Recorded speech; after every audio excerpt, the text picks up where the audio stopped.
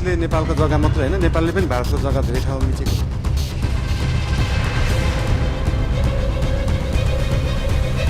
क्या भारत को लेकर बड़ा बयान देना नेपाल के प्रधानमंत्री को भारी पड़ गया है? क्या भारत पर टिप्पणी के बाद अब नेपाल की राजनीति में उन्हीं के खिलाफ मोर्चा खुल गया है? और आखिरकार क्यों ऐसे समय में उनकी पार्टी के बड़े नेता भारत दौरे पर पहुंच गए हैं, बताएंगे आपको आज की इस पूरी खबर में। नमस्कार, आप देख रहे हैं न्यूज गंगा और मैं हूं आपके साथ निशा भारद्वाज।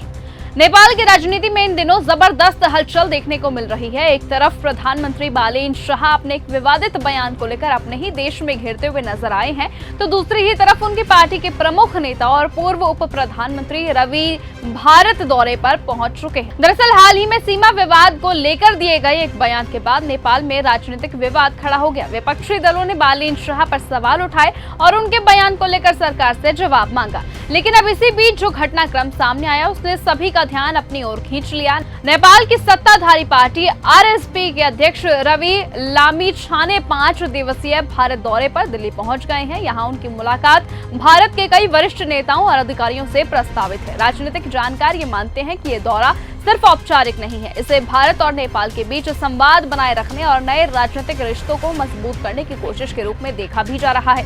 नेपाल में पिछले कुछ वर्षों में नई राजनीतिक शक्तियां तेजी से उभरी और आरएसपी उन्हीं में से एक है। ऐसे में भारत भी नेपाल की नई राजनीतिक पीढ़ी के साथ संवाद बढ़ाने की रणनीति पर काम करता हुआ दिखाई दे रहा है। विशेषज्ञों का ये मानना है कि चाहे नेपाल की राजनीति में राष्ट्रवाद कितना भी बड़ा मुद्दा क्यों न बन जाए, भारत की अनदेखी करना किसी भी सरकार के लिए आसान नहीं होगा।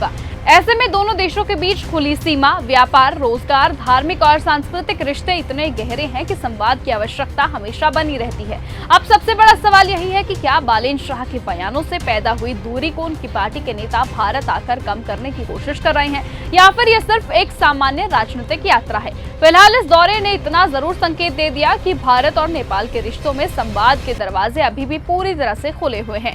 अब देखने वाली बात यहाँ पर यह होगी कि आने वाले दिनों में ये राजनीतिक हलचल दोनों देशों के रिश्तों को किस दिशा में लेकर जाती है। फिलहाल आज की इस खबर में सिर्फ इतना ही। देश और दुनिया की तमाम बाकी खबरों के साथ ऐसे ही जुड़े रहने के लिए आप बने रहिए और देखते रहिए न्यूज गंगा। नमस्कार। अगर आपको यह हमारा वीडियो पसंद आया हो तो इसे लाइक और शेयर करना बिल्कुल ना भूलें। साथ ही हमारे चैनल न्यूज गंगा को सब्सक्राइब और फॉलो जरूर करें ताकि देश और दुनिया की हर बड़ी खबर आप तक सबसे पहले पहुंचे।